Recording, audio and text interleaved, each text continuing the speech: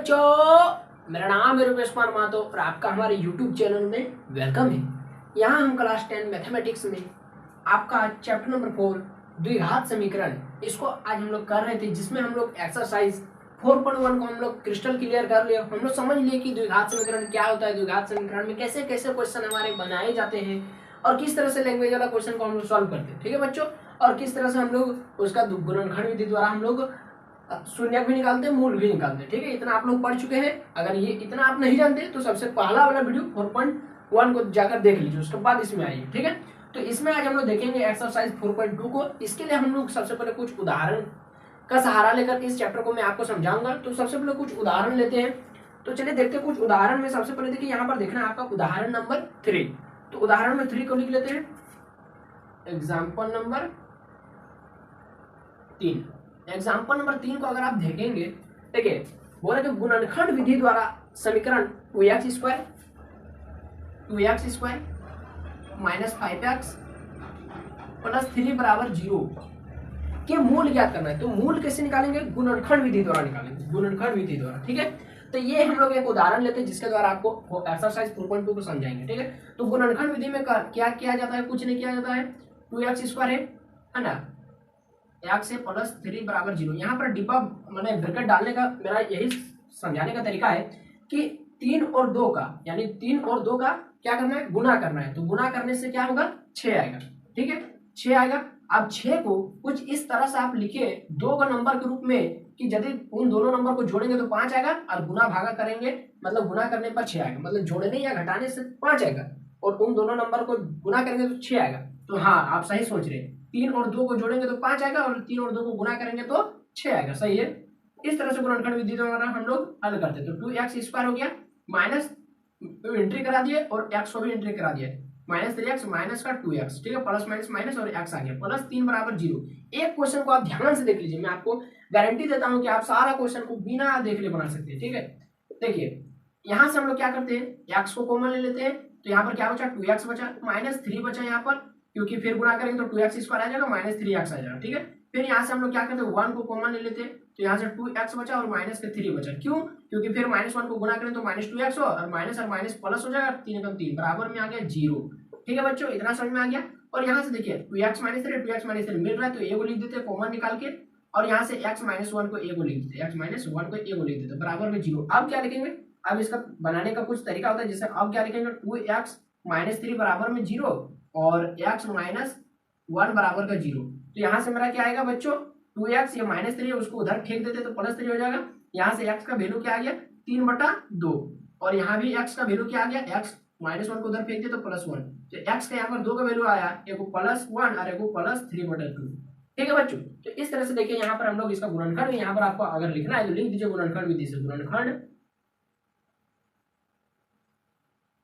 विधि से। बहुत आसान सा विधि है। यहाँ पर हम लोग इस विधि से शून्य निकाल सकते हैं, मूल निकाल सकते हैं। ठीक है, तो अतः लिख देना क्या? अतः x बराबर 3/2 एंड 1। क्या लिखना है? अतः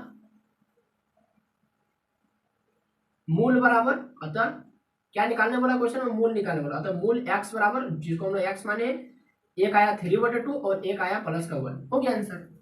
ठीक है, तो इस तरह से आप यहाँ पर आंसर का मार्क भी दे सकते हैं। ठीक है, तो इस तरह से अगर आप बनाएंगे तो आपका एग्जाम में फुल नंबर मिलेगा। और ये आप एक और टिक मार के लिख लीजिए, रख दीजिए कि इस तरह का एक क्वेश्चन आपका बोर्ड एग्जाम में फिक्स आएगा। ठीक है, तो इसको नोट कर लीजिए।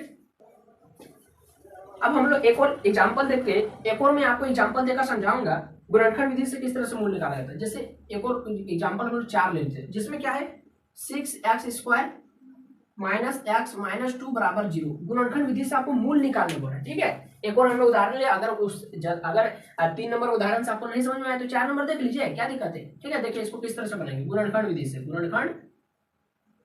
गुणनखंड विधि से।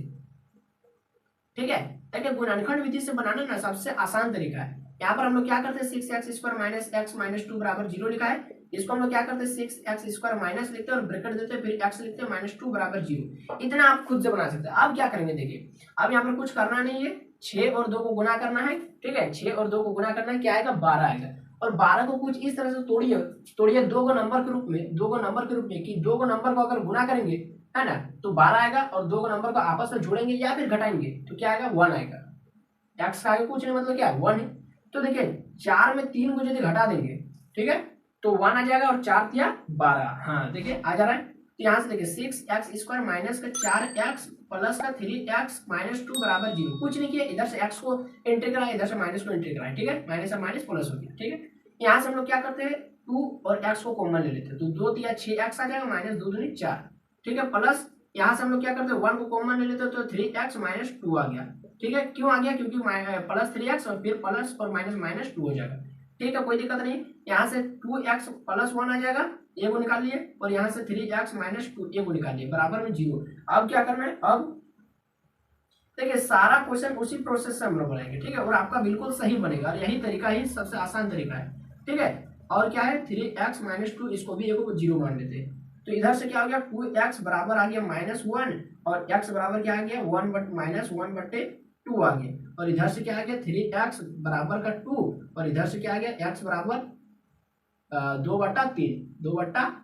तो यहाँ पर क्या लिखना है आपको, अतः x बराबर, अतः मूल जिसको हम लोग क्या माने x माने, इसका 2 का वैल्यू आया, या तो आया आपका -1/2 या तो आया आपका 2/3, 2 का वैल्यू आया, ठीक है, और दोनों आपका सही आंसर है, और दोनों ही आपको एग्जाम में लिखना है, ठीक है बच्चों। इतना आपको समझ में आ गया, नोट कर लीजिए।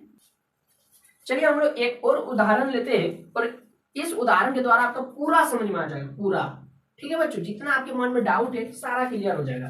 उदाहरण नंबर 5 देख लेते हैं, एक और उदाहरण ले लेते हैं, जिसमें आपका समीकरण दिया है 3x² माइनस 2√6x, है ना, प्लस 2 बराबर 0। इस क्वेश्चन को अगर आप सॉल्व कर लिए तो मुझे पक्का विश्वास है कि आपका पूरा तरीके से समझ में आ गया ये विधि। तो हम लोग क्या लिखेंगे, गुणनखंड विधि द्वारा, गुणनखंड विधि से। आप अपना वीडियो के क्वालिटी को बढ़ा लीजिए ताकि आपको क्लियर दिखे, ठीक है। ऐसा में आपको 144 में धुंधला दिख रहा होगा, तो 360 कर लीजिए, सबसे बढ़िया दिखेगा, क्लियर दिखेगा, ठीक है। तो 3x² माइनस 2√6x प्लस 2 बराबर 0, ये आपका क्वेश्चन है। इसको देखिए किस तरह से हम लोग लिखेंगे, बहुत ईजी है, ये वाला सबसे ईजी है। अच्छा बोलिए तो 2√6x है, ठीक है, तो इसको हम लोग 1√6x और 1√6x लिख सकते हैं, और प्लस 2 बराबर 0। कैसे, माइनस और माइनस प्लस तो होगा ही, लेकिन साइन माइनस ही रहेगा, और 1√6 और 1√6, 2√6 और x का x हो गया, ठीक है, जोड़ने कुछ कर नहीं रहे ज्यादा, ठीक है। अब यहाँ से देखिए, अब यहाँ से बच्चे क्या करते हैं, बनाने नहीं सकते, लेकिन ये वाला बहुत आसान तरीका है। अच्छा 3 को हम लोग लिख सकते हैं, √3 गुना √3 है, लिख सकते हैं ना 3 को, तो यहाँ से हम लोग √3 को कॉमन ले लेते, ठीक है, और x को भी कॉमन ले लेते। तो यहाँ पर क्या बचा मेरा, √3 बचा और एगो x बचा, क्योंकि √3 और √3 3 हो गया, और x और x² हो गया, ठीक है, माइनस √3 में √6 को हम लोग इस तरह से लिख सकते हैं, √3 गुना √2 बराबर √6, बिल्कुल लिख सकते हैं। तो √3 कॉमन आ गया, तो यहाँ पर क्या बचा, √2 बचा, x तो पहले ले लिया कॉमन, है ना, और यहाँ से माइनस का हम लोग क्या कॉमन लेते हैं, √2 को कॉमन लेते हैं, क्योंकि √2 और √2 बराबर क्या आ जाएगा, 2 आ जाएगा, ठीक है। यहाँ पर केवल √2 को कॉमन लेते हैं, x को नहीं लेते, क्योंकि यहाँ पर 2 के साथ x नहीं है, तो √2, तो √3 यहाँ पर बचा और x बचा, क्योंकि √6x हो गया, और यहाँ पर माइनस है तो यहाँ पर एक और माइनस दे देते और √2 दे देते, क्योंकि माइनस और माइनस प्लस हो गया, √2 और √2 हो जाएगा 2, ठीक है बच्चों। इतना आपको क्लियर हो गया, समझ में आ गया, ठीक है। इधर मिटा देते, इधर नहीं तो आप लोग ये वाला भी उतार लेंगे जब नोट्स बनाएंगे तब, ठीक है। तो देखिए यहाँ पर क्या होगा, √3x माइनस √2 को एगो बाहर निकालिए, 2 को ब्रैकेट में था, और यहाँ से √3x माइनस √2 को भी बाहर निकालिए, बराबर का 0, ठीक है। ये 2 को था, इसको एगो लिख दे, ये वाला को मिलाकर एगो लिख दे, ठीक है, कोई दिक्कत नहीं है। अब क्या करेंगे, देखिए अब कुछ करना ही नहीं, दोनों तो सेम वैल्यू आ गया, कोई दिक्कत नहीं है, दोनों को लिख देंगे बराबर में 0, और √3x माइनस √2 x बराबर √2 बराबर 0। यहाँ से √3x को रहने देते हैं, और यहाँ पर माइनस का √2 उधर जाकर प्लस का √2 हो जाएगा, है ना, और x को रहने देते हैं बराबर √2 और बटे में √3, जिसको हम लोग क्या लिख सकते हैं, इसको पूरा हम लोग रूट के अंदर में 2/3 लिख सकते हैं, कोई दिक्कत नहीं है। उसी तरह से यहाँ पर भी डायरेक्ट लिख देते, क्योंकि √3x माइनस √2 डायरेक्ट सेम वही है, तो रूट के अंदर में 2/3। तो अतः क्या लिखना है बच्चों, यहाँ पर क्या लिखना, अतः क्या लिखना है बच्चों, मूल बराबर, अतः क्योंकि क्वेश्चन आपको निकालने क्या बोला, मूल निकालना, जिसको हम लोग क्या माने, x माने, अतः मूल बराबर रूट के अंदर में 2/3, और एगो क्या आया, रूट के अंदर में 2/3, हो गया आंसर। बिल्कुल साधारण सा क्वेश्चन था, ठीक है, और इसको आप काफी आसानी से अब समझ गए होंगे, तो इसको भी नोट कर लीजिए। अब देखिए एग्जाम्पल नंबर 6, तो एग्जाम्पल नंबर 6 आपका एग्जाम में नहीं पूछेगा क्योंकि उसमें बोला गया है कि अनुच्छेद 4.1 में दिखाए दिए गए प्रार्थना कक्ष की बीमारी आती है, तो अनुच्छेद 4.1 है वो थोड़ी वहां पर बोर्ड एग्जाम में लिखेगा क्वेश्चन में, मतलब ये क्वेश्चन नहीं देगा, या तो अनुच्छेद 4.1 में जो क्वेश्चन है वो पूरा उठा के उसको छापना पड़ेगा, ठीक है, तो ये क्वेश्चन नहीं देगा चांस से। देखिए 4 इतना सारा उदाहरण करने के बाद अब आपके माइंड में एक कॉन्सेप्ट बढ़ गया कि गुणनखंड विधि से किस तरह से हल किया जाता है क्वेश्चन को, ठीक है। अब देखिए यहाँ पर 4.2 एग्जाम प्रश्न वाले 4.2 का आज हम लोग मतलब अब शुरू करने वाले, तो इसमें भी सबसे पहला क्वेश्चन, टोटल 6 को क्वेश्चन दिया, उसमें सबसे पहला क्वेश्चन बोला कि गुणनखंड विधि से निम्न द्विघात समीकरणों के मूल ज्ञात करना है। तो मूल जिस तरह से अभी मैंने आपको बताया डिट्टो आप खुद से बना सकते हैं, कोई दिक्कत नहीं होगा, ठीक है, कोई दिक्कत नहीं होगा। अगर आपको फिर भी लग रहा है दिक्कत है तो मैं आपको सारा क्वेश्चन सॉल्व करके बता सकता हूँ, ठीक है। तो 1 नंबर का आपका सारा का सारा क्वेश्चन मैं आपको सॉल्व करके बता देता हूँ। जैसे 1 का 1 number x² minus 3x minus 10 बराबर 0, गुणनखंड विधि से हल करना है, ठीक है। थोड़ा शॉर्ट में बनाते हैं, कोई दिक्कत नहीं होगा, थोड़ा शॉर्ट में बनाते हैं गुणनखंड विधि से, ठीक है। आप खुद से लिख लीजिए यहाँ पर गुणनखंड विधि से, ठीक है, शॉर्ट में बनाते हैं, ठीक है, ताकि आपको हल करने में कोई दिक्कत नहीं होगा। x माइनस 10 बराबर 0। अच्छा बोलिए 10 और 1 का गुणा करने पर 10 आएगा, तो 5 में 2 को घटा देंगे तो डायरेक्ट 3 आ जाएगा, है ना। तो अब मैं उतना नॉर्मल नहीं बता रहा हूँ, ठीक है, क्योंकि डायरेक्ट मैं आपको सोल्यूशन करके दे रहा।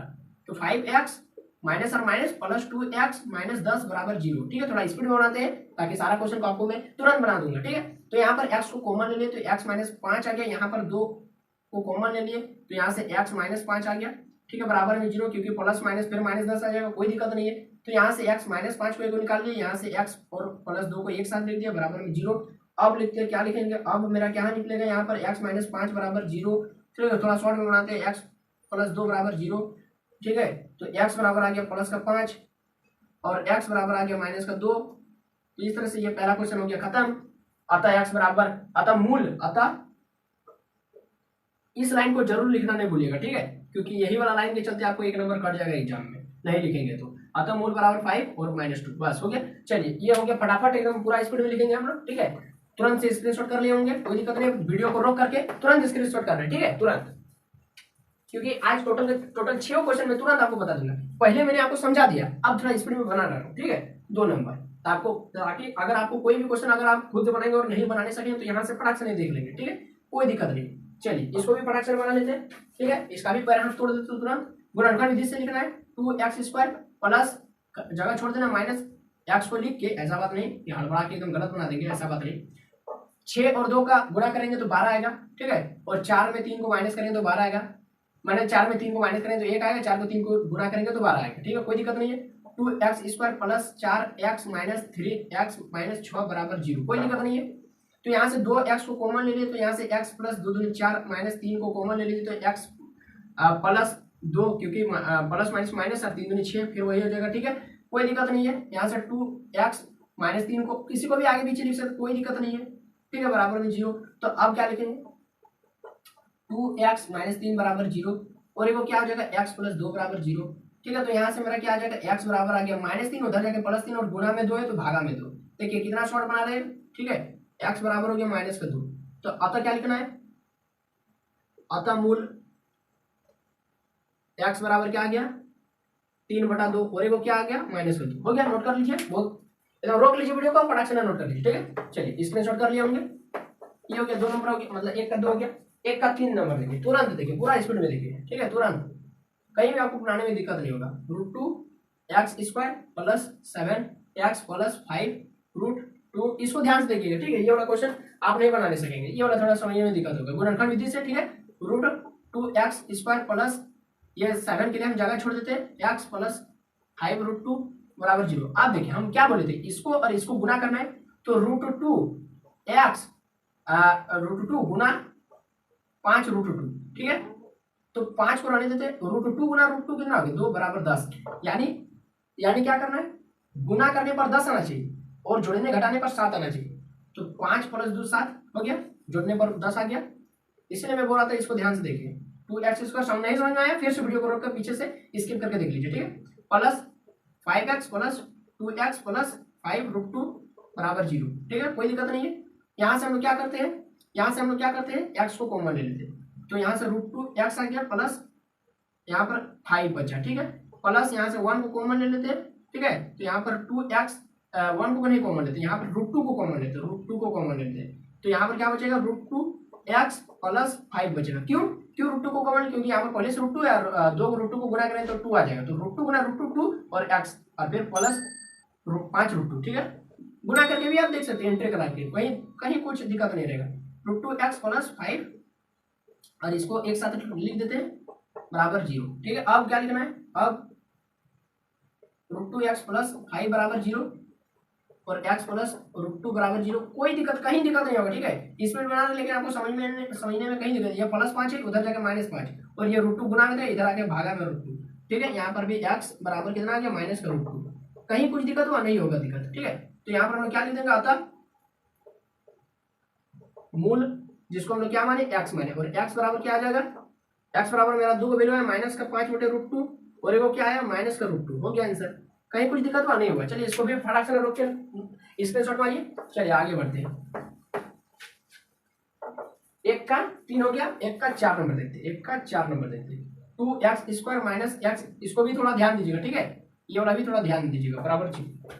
देखिए इसको किस तरह से बनाएंगे, इसका आगे में कुछ नहीं मतलब 1, इसका आगे में कुछ नहीं मतलब 1, ठीक है, मतलब नीचे में कुछ। अब इसका एलसीएम ले लेते हैं, ठीक है, तो एलसीएम हो जाएगा 8, इसका 1 को 1 का पारा में 8 के वर्ग में आता है, 8 वर्ग में तो गुना कर दीजिए 8 दूनी 16 से, ठीक है, 8 दूनी 16 2 से गुना कर दिए माइनस, फिर ये हो जाएगा 8x प्लस इसका नीचे कुछ नहीं मतलब ये तो पहले से 8 है तो 8 का पारा में 8 एक बार में तो 1 से गुना कर दिए तो 1 ही रहा बराबर में 0, तो यहाँ से 16x² माइनस 8x प्लस 1 और ये 8 तो गुना में है उधर जाके मतलब 8 तो भागा में है तो क्रॉस मल्टीप्लाई कर दिए तो 8 0 से गुना होगा तो 0 हो जाएगा, ठीक है। ये मेरा फाइनल समीकरण मिल गया। अब यहाँ पर क्या करते हैं, इसको गुणनखंड विधि से हल करते हैं। यहाँ पर क्या लिखना है आपको, गुणनखंड विधि से, ठीक है, क्या लिखना, गुणनखंड विधि से, गुणनखंड, बस इतना ही आपको समझना आता, ठीक है।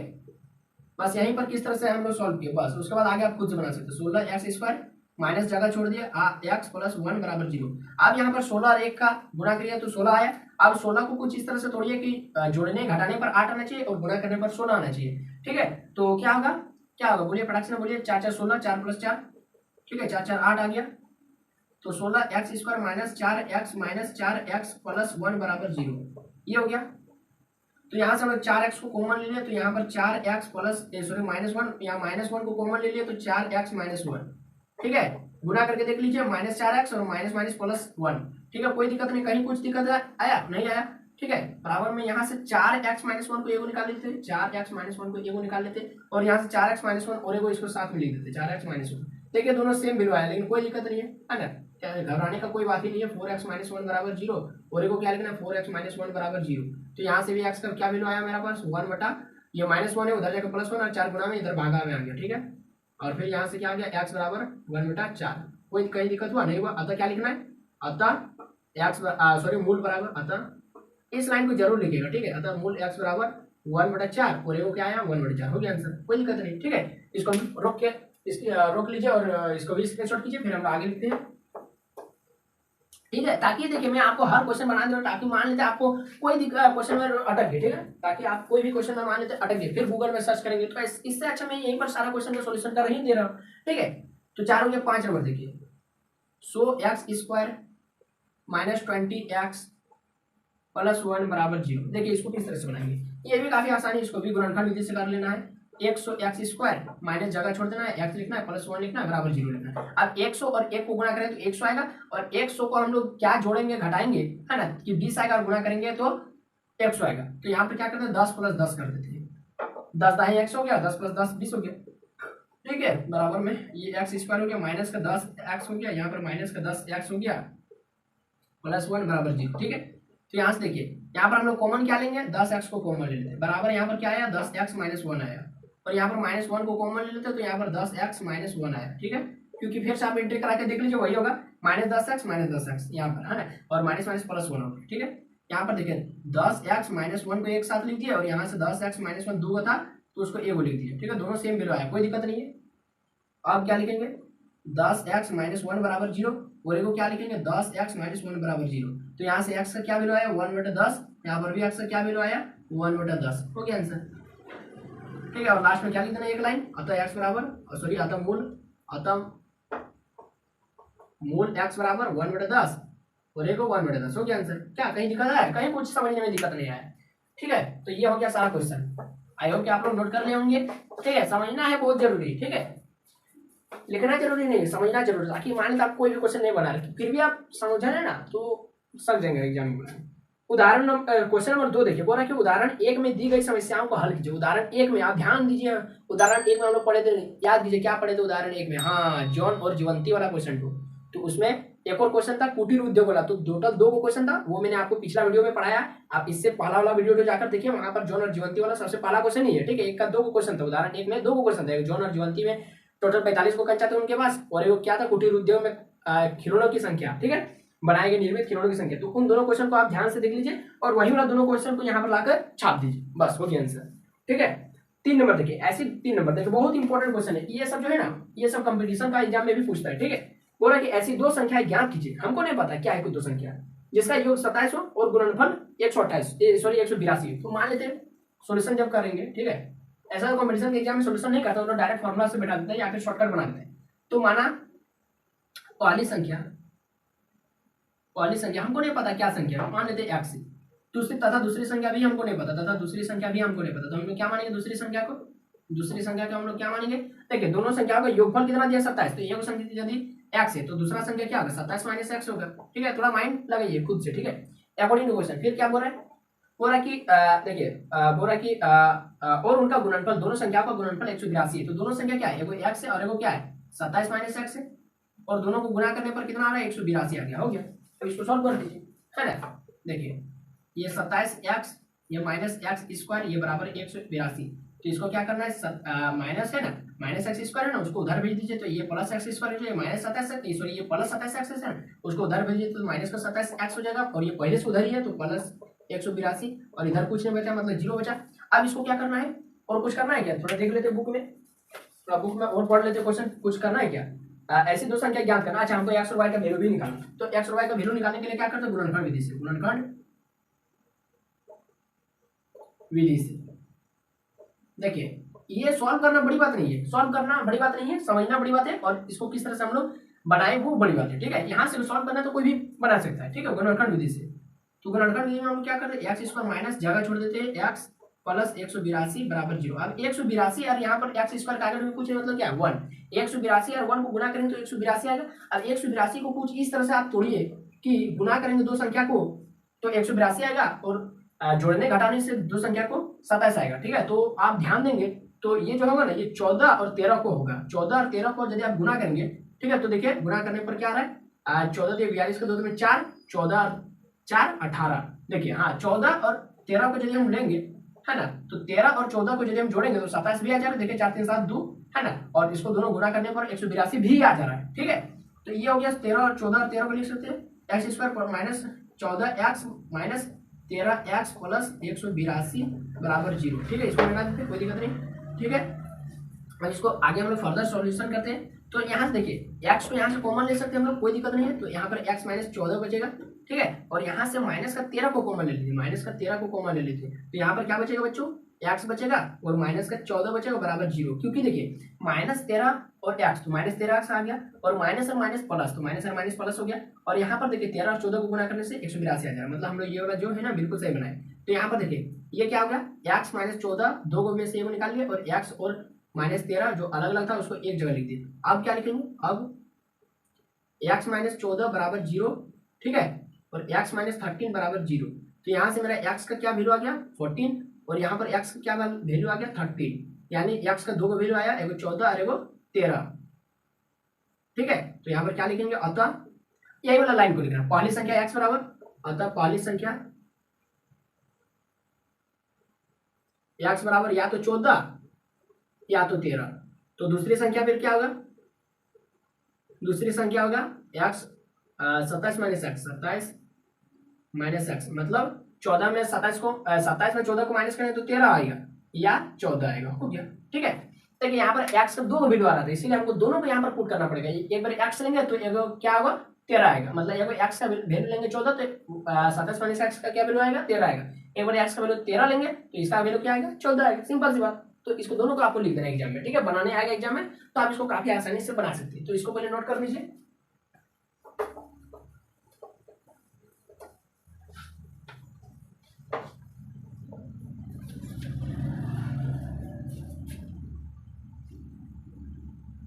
अब ध्यान दीजिए बच्चों, 4 नंबर भी आपका कंपटीशन एग्जाम में पूछा जाता है। ठीक है, बोला कि दो क्रमागत धनात्मक पूर्णांक ज्ञात कीजिए। हमको नहीं पता क्या धनात्मक पूर्णांक है ना, जिसके वर्गों का योग कितना दे दिया 365, मतलब उसका स्क्वायर करेंगे, है ना, इसका स्क्वायर करेंगे तो कितना आएगा, कितना आएगा 365 आएगा। इस तरह से आपको क्वेश्चन मिल रहा है। ठीक है, तो देखिए हमको नहीं पता क्या धनात्मक पूर्णांक, तो हम लोग क्या करेंगे, मान लेंगे, माना, पहले सॉल्यूशन लिख देते ऊपर में, माना पहली धनात्मक पूर्णांक, पहली धनात्मक पूर्णांक। देखिए ये सब क्वेश्चन जो है ना बिल्कुल बच्चा वाला खेले, लेकिन आप लोग अभी नया नया है ना, अभी थोड़ा देखकर आपको लग रहा है कि हम लोग नहीं बना सकते, धीरे धीरे आप सब सीखिए। माना पहली संख्या, ये सब क्वेश्चन ऐसा है ना कि आपको रिवीजन करने का जरूरत नहीं होगा एग्जाम के समय। तो रिवीजन करने का फिर जरूरत किसको पड़ेगा, कौन सा एक्सरसाइज का रिवीजन करने की जरूरत पड़ेगा, वो बाद में बताऊंगा। ठीक है, अभी तक जितना पढ़े एक भी आपको रिवीजन करने की जरूरत नहीं है। माना केवल आपको ध्यान से कंसंट्रेट करके देखना है, सीखना है। माना पहली धनात्मक संख्या को क्या मानेंगे, एक्स मानेंगे। ठीक है, तो दूसरी धनात्मक संख्या क्या होगा, तथा क्योंकि क्रमागत बोला, क्रमागत मतलब 1 2 3 4 इस तरह सीरियल है, तथा दूसरी धनात्मक पूर्णांक, दूसरी धनात्मक पूर्णांक बराबर क्या मान लेंगे, x+1। ठीक है, कोई दिक्कत नहीं। अब देखिए अकॉर्डिंग टू क्वेश्चन में क्या बोल रहा है, क्वेश्चन में बोल रहा है कि दोनों धनात्मक पूर्णांकों का यदि हम स्क्वायर कर देंगे ना, और स्क्वायर कर देंगे और जोड़ देंगे तो 365 आएगा। यानी ये वो x का स्क्वायर कर देंगे और दूसरा x+1 का स्क्वायर कर देंगे ना, और इस दोनों को जोड़ देंगे तो मेरा कितना आएगा, 365 आएगा। मेरे क्वेश्चन में ये खुद बोल रहा है, इसलिए हम लोग अकॉर्डिंग टू क्वेश्चन लिखे, मतलब प्रश्न से लिखे। ठीक है, अब यहाँ पर हम लोग क्या करते हैं, हमको निकालना है कि हमको धनात्मक पूर्णांक x और x+1 का वैल्यू भी तो चाहिए ना, तो इसको गुणनखंड विधि से हल भी तो करना पड़ेगा ना।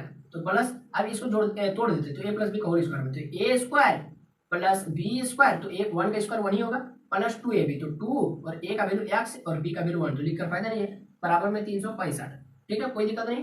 एक्स स्क्वायर और एक्स स्क्वायर, एगो एक्स स्क्वायर और एगो एक्स स्क्वायर, कई गो टोटल हो गया, 2 को एक्स स्क्वायर, तो 2 को एक्स स्क्वायर प्लस 2 को एक्स प्लस 1, और यहाँ से 365 इधर आ जाएगा माइनस में 365 बराबर का 0।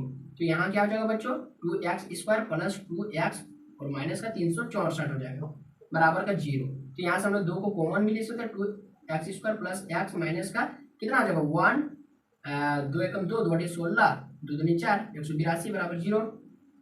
तो x² प्लस x माइनस 182 बराबर में क्या हो जाएगा 0, क्योंकि 2 गुना में है तो 2 0 का बटा में आ जाएगा, तो 0 का बटा कुछ भी रहेगा तो क्या 0 ही होगा, है ना। तो यहाँ पर इसको अब हम लोग आसानी से आगे और सोल्व कर देते, कोई दिक्कत नहीं होगा।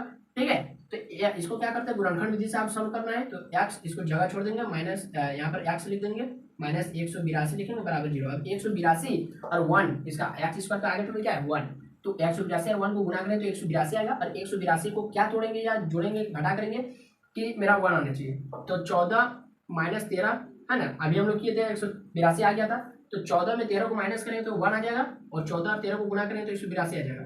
तो यहाँ से x² plus 14x minus 13x minus 182 बराबर 0। ठीक है, तो यहाँ से x को कॉमन लें तो x प्लस 14, और यहाँ से माइनस 13 को कॉमन लें तो x प्लस 14 बराबर 0। क्यों, माइनस x, तो माइनस 13 गुना x माइनस 13x, और माइनस और प्लस माइनस और 13 और गुना 14 तो 182 हो जाएगा। तो यहाँ से एगो x प्लस 14 को निकाल लेते हैं, और 13 और माइनस x और माइनस 13 को एक साथ लिख दिया। अब यहाँ पर क्या लिखेंगे, डायरेक्ट लिख देंगे x का वैल्यू डायरेक्ट, x प्लस 14 बराबर 0, तो x का क्या वैल्यू आएगा -14, और को क्या वैल्यू आएगा x माइनस 13 बराबर 0, तो और को क्या वैल्यू आएगा 13 आएगा। तो ये 2 को वैल्यू आया। ठीक है, x का 2 को वैल्यू आया 14 माइनस 13, सॉरी माइनस 14 और 13, ठीक है, प्लस 13। ठीक है, तो देखिए यहाँ पर क्वेश्चन में क्या बोला है, धनात्मक पूर्णांक, तो बोलिए -14 धनात्मक पूर्णांक है ना ऋणात्मक पूर्णांक है, हाँ ऋणात्मक पूर्णांक है। तो क्या इसको लेंगे हम लोग, नहीं लेंगे। तो हम लोग यहाँ पर अतः x का क्या वैल्यू आया, अतः पहला धनात्मक पूर्णांक 13 और दूसरा धनात्मक पूर्णांक 13 प्लस 1 14, तो ये आया आंसर। तो यहाँ पर हम लोग मिटा कर फिर क्या लिख देंगे बच्चों, यहाँ पर हम लोग मिटा करके क्या लिख देंगे, यहाँ पर लिख देंगे अतः पहली धनात्मक पूर्णांक, पहली धनात्मक पूर्णांक, ऋणात्मक नहीं, धनात्मक पूर्णांक क्या आ गया, x का वैल्यू मेरा 13, और तथा दूसरी धनात्मक पूर्णांक, दूसरी धनात्मक पूर्णांक क्या आ गया बच्चों, x प्लस 1 का क्या आ गया वैल्यू 14। तो हो गया आंसर, यही तो आंसर भी लिखना है, -14 का आंसर नहीं लिखना है, क्योंकि वो तो ऋणात्मक पूर्णांक है, हमको क्या बोला धनात्मक पूर्णांक। तो इसको नोट कर लीजिए। अब देखिए 5 नंबर देखिए बहुत ने है क्वेश्चन आसान, लेकिन बच्चे इसको बना नहीं पाते। देखिए इसमें केवल आपको एक फॉर्मूला याद रखना चाहिए कि पाइथागोरस प्रमेय क्या होता है। पाइथागोरस फॉर्मूला याद है आपको? है पाइथागोरस प्रमेय कर्ण का स्क्वायर बराबर लंब का स्क्वायर प्लस आधार का स्क्वायर, वो वाला फॉर्मूला। ठीक है, तो आई होप कि आपको याद ही होगा, कोई दिक्कत नहीं है। ठीक है, देखिए ये क्वेश्चन क्या कह रहा है, बोला कि एक समकोण त्रिभुज की ऊंचाई, ऊंचाई मतलब लंब, ठीक है, उसके आधार से 7 सेंटीमीटर कम है। तो सबसे पहले हमको जानना पड़ेगा कि आधार कितना, तब उससे 7 सेंटीमीटर घटाएंगे। तो माना समकोण त्रिभुज का आधार, माना सॉल्यूशन लिख दीजिएगा, ठीक है, ऊपर में, या हल हिंदी से, माना समकोण त्रिभुज का, इस तरह त्रिभुज का साइन दे दिए, ठीक है, टीचर समझ जाएगा कि क्या है, त्रिभुज लिखना चाह रहा है स्टूडेंट। तो माना समकोण त्रिभुज का आधार ना, आधार कितना है, x मान लेते हैं, x मीटर, मीटर ना सेंटीमीटर, सेंटीमीटर, ठीक है, तथा समकोण त्रिभुज का क्या है, ऊंचाई, ऊंचाई या फिर इसी को हम लोग क्या लिख सकते हैं, लंब लिख सकते हैं, कोई दिक्कत नहीं, लंब, ठीक है। तो लंब कितना है, आधार से 7 सेंटीमीटर कम, तो आधार क्या है x, तो इससे क्या होगा 7 सेंटीमीटर कम, कौन हो गया, लंब हो गया, ठीक है। और इसका कर्ण क्या दे दिया, कर्ण, कर्ण कितना दे दिया, 13 सेंटीमीटर, कोई दिक्कत नहीं है, कोई दिक्कत नहीं है। तो अन्य दो भुजाएं ज्ञात करना है, मतलब आपको आधार और लंबाई, ऊंचाई निकालना है, ठीक है, लंबाई निकालना है, जिसमें कर्ण आपने दे दिया है, निकालना क्या, कोई दो को निकालना है। तो देखिए हम लोग क्या जानते हैं, हम लोग जानते हैं, हम कुछ भी लिख सकते हैं, मैथ है ना, कुछ भी लिख सकते हैं, टीचर आपसे खुश हो जाएंगे। हम जानते हैं, क्या जानते हैं, पाइथागोरस प्रमेय से, पाइथागोरस प्रमेय से। हम लोग पाइथागोरस प्रमेय में क्या पढ़े थे बच्चों, बोलिए तो, हम लोग एक फॉर्मूला पढ़े थे कि कर्ण का स्क्वायर बराबर लंब का स्क्वायर प्लस आधार का स्क्वायर, पढ़े थे, याद कीजिए कुछ, हाँ पढ़े थे। कर्ण कितना है मेरा, 13 का स्क्वायर, लंब कितना है मेरा, x माइनस 7 का स्क्वायर, प्लस आधार मेरा कितना है, x का स्क्वायर, कोई दिक्कत नहीं हुआ यहाँ तक। 13 का square 169, x minus a minus b का whole square, a square plus B square minus 2a, a कितना है, x है, 2a और b, ठीक है, कोई दिक्कत नहीं हुआ, प्लस x स्क्वायर, ठीक है, यहां तक बिल्कुल क्लियर है। 169 बराबर, ठीक है, तो एक्स स्क्वायर प्लस 7 का स्क्वायर 49 माइनस 7 दूनी 14x प्लस एक्स स्क्वायर, कोई दिक्कत नहीं हुआ। 169 बराबर एक्स स्क्वायर और एगो x square, total 2 x square minus 14x plus 49, ठीक है। तो यहाँ पर देखिए ये माइनस 169 है, उसको उधर भेज दे तो माइनस, सॉरी प्लस है तो उधर जाकर माइनस हो जाए, तो यहाँ 0 हो गया, इधर कुछ नहीं। 2x square minus 14x plus 49 minus का 169, तो इधर आ गया 0, इधर हो गया 2x स्क्वायर माइनस 14x, 169 में 49 घटेगा तो कितना होगा, बोलिए, माइनस का 120 होगा, 120 है ना। यहाँ से क्या करना है, 0, यहाँ से 2 को कॉमन ले लेना है, एक्स स्क्वायर माइनस 7 दूनी 14x माइनस 60 दूनी 120 बराबर क्या करना है, ये 2 गुना में इधर आके भागा हो जाए तो 0 बटा 2 क्या 0 ही होगा। तो इसको क्या लिखना है, x square minus 7x minus 60 बराबर 0, ठीक है, ये हो गया मेरा फाइनल समीकरण। अब इसको हम लोग गुणनखंड विधि से हल करेंगे और x माइनस 7 का वैल्यू निकालेंगे, ठीक है बच्चों। देखिए अब हम लोग इधर मिटा देते हैं, देखिए आप समझती जाइए, बहुत आसान है, बहुत आसान, बोल रहे ना, बहुत आसान। क्या करना है, गुणनखंड विधि से, क्या करना है, गुणनखंड विधि से, माइनस 7 कहाँ लिखेंगे, यहाँ पर जगह छोड़ देंगे, x माइनस 60 बराबर 0, ठीक है बच्चों, कहीं कोई दिक्कत नहीं हुआ, ठीक है। अब देखिए हम लोग क्या करना है, 60 को कुछ इस तरह से तोड़ना है कि जोड़ेंगे घटाएंगे तो 7 आएगा और गुना करेंगे तो 60 आएगा, ठीक है, 60 आएगा। तो हम लोग कौन सा संख्या लेंगे ऐसा, ठीक है, 12 पचे 60, 12 पचे 60 और 12 और 5, सॉरी 12 में 7, 5 को माइनस करेंगे तो 7 आएगा और 12 को 5 से गुना करेंगे तो 60 आएगा, ठीक है। तो यहाँ से x square minus 12x plus 5x minus 60 बराबर 0। देखिए कितना आसानी से हम लोग बना रहे हैं, एक्स को कॉमन ले लेना है तो एक्स माइनस 12 हो गया, प्लस 5 को कॉमन ले लेना तो एक्स माइनस 12 हो गया, ठीक है, 12 पचे 60 प्लस 5x माइनस 12 पचे 60, ठीक है। तो x माइनस 12 एगो हो गया और एगो क्या हो गया, x प्लस 5 बराबर 0। अब क्या लिखेंगे बच्चों, अब यहाँ पर लिखना है कि x माइनस 12 बराबर 0 और एगो क्या लिखना है, x प्लस 5 बराबर 0। तो यहाँ पर x का एगो क्या वैल्यू आ गया 12 प्लस में और एगो x का क्या वैल्यू आ गया माइनस में 5, मतलब -5। तो अब मैं आपसे एक सवाल पूछ रहा हूँ कि ये सब क्या आधार है, लंबाई है, तो क्या लंबाई ये सब कभी नेगेटिव में होता है? क्या दूरी नेगेटिव में होता है? हाँ, दूरी तो नकारात्मक में होता नहीं। इसका मतलब हम लोग x का वैल्यू -5 तो लेंगे ना, 12 तो लेंगे, बोले हाँ 12 तो लेंगे। -5 वो तो नेगेटिव है, क्या लंबाई कभी नेगेटिव होता है? नहीं होता है, बिल्कुल सही बोले। तो यहाँ पर केवल हम लोग 12 को लेंगे। तो जब 12 को लेंगे, है ना, इधर मिटा देते हैं। तो जब 12 को लेंगे तब मेरा क्या आ जाएगा, अतः कि आधार बराबर क्या हो जाएगा, अतः समकोण त्रिभुज का आधार, ठीक है, इतना आपको लिखना है। अतः समकोण त्रिभुज का आधार, जिसको हम लोग x माने थे, बराबर में आ गया 12 सेंटीमीटर, और ऊंचाई कितना आ गया, जिसको हम लोग क्या माने थे, x -7 माने थे, बराबर में 12 में -7 कर दीजिए तो कोई दिक्कत नहीं है, 5 सेंटीमीटर। अब आपको चेक करना है कि हम ये जो वैल्यू निकाले वो सही है क्या नहीं। तो देखिए, चेक करने का बहुत आसान सा तरीका है कि हम लोग क्या भी देखे थे कि दोनों को गुणा करें। पाइथागोरस प्रमेय में हम लोग क्या देखे, कर्ण का स्क्वायर बराबर होता है लंब का स्क्वायर प्लस आधार का स्क्वायर। तो कर्ण का स्क्वायर कितना है, 13 का स्क्वायर 169, लंब का स्क्वायर प्लस आधार का स्क्वायर, लंब कितना है 5 का स्क्वायर, तो 25 प्लस आधार का स्क्वायर 12 का स्क्वायर 144, 25 और 144 कितना होगा 169, और इधर भी 13 का स्क्वायर कितना आया, तो 169 बराबर आ गया। तो इसका मतलब हम लोग जो दोनों वैल्यू निकाले बिल्कुल सही आया, नोट कर लीजिए बच्चों। अब आप लोग एक क्वेश्चन को ध्यान से देखिए, ये क्वेश्चन बहुत ज्यादा इंपॉर्टेंट है, बच्चे इसको समझ नहीं पाते। तो देखिए, मैं आपको समझाने का प्रयास करूंगा। एक कुटीर उद्योग, तो कुछ होता होगा कुटीर उद्योग, ठीक है, कुछ उद्योग मान लीजिए, ठीक है, इससे आपको कोई लेना देना नहीं है। पूरा के एक दिन में कुछ बर्तनों का निर्माण करता है, मतलब एक फैक्ट्री में एक दिन में कुछ बर्तन का निर्माण हुआ, कुछ संख्या में, हमको नहीं पता कितना संख्या में, ठीक है। एक विशेष दिन यह देखा गया कि प्रत्येक नग की निर्माण लागत, मतलब प्रत्येक वस्तु का निर्माण का जो खर्चा है, ठीक है, मतलब जो लागत है, उस दिन का निर्माण किए गए बर्तनों की संख्या के दोगुने से 3 अधिक थी, ठीक है। नहीं समझ में आया, कोई बात नहीं, अभी लिख के जब हम लोग बताएंगे तो समझ में आ जाएगा। यदि उस दिन की कुल निर्माण लागत 90 रुपया थी, है ना, मतलब देखिए एक दिन में मान लेते हैं 50 को बर्तन बनाना है, ठीक है, नग मतलब बर्तन मान लीजिए, ठीक है, एक दिन में मान लेते हैं 50 को बर्तन बनाना है, और बोल दिया कि एक बर्तन का दाम आपको बनाने पर 5 रुपया मिलेगा, ठीक है। टोटल हो रहा है कि 50 को बर्तन बनाना है एक दिन में फैक्ट्री में, 50 को बनाना है, बेसी नहीं, और एक यदि बर्तन बनाएगा तो 5 रुपया मिलेगा, ठीक है। तो टोटल और एक दिन का ये खर्चा आ रहा है, ठीक है, एक दिन का ये बात हो रहा है। तो एक दिन में फिर टोटल मेरा खर्चा कितना आएगा, मतलब कै रुपया कमा जाएगा, यदि 50 को बर्तन बना देगा तो 250 रुपया कमा देगा, ठीक है, समझिए ये क्वेश्चन है।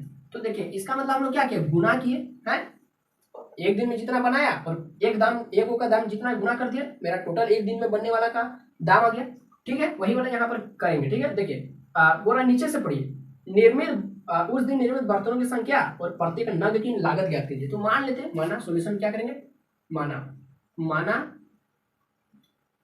क्या लिखेंगे, निर्मित बर्तनों की संख्या, उस दिन निर्मित बर्तनों की संख्या, उस दिन निर्मित बर्तनों की संख्या, बर्तनों की